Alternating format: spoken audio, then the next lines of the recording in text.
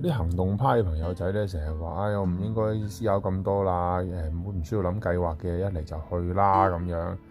喺呢度咧，其實佢真係講緊有一批人咧，可能淨係掛住思考，諗嚟諗去都唔肯行啊，唔敢去做嘅一班朋友仔。咁其實點解佢哋會咁咧？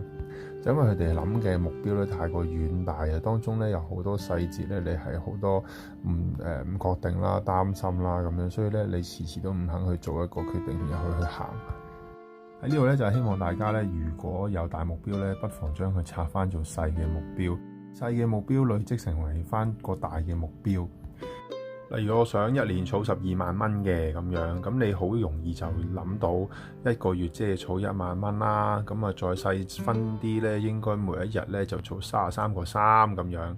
你分析到呢一步咧，其實你就可以直接去行動啦，就係每一日儲33個3，亦都唔會覺得好難做，所以咧你應該會做得到嘅。加油，有機會再講，拜拜。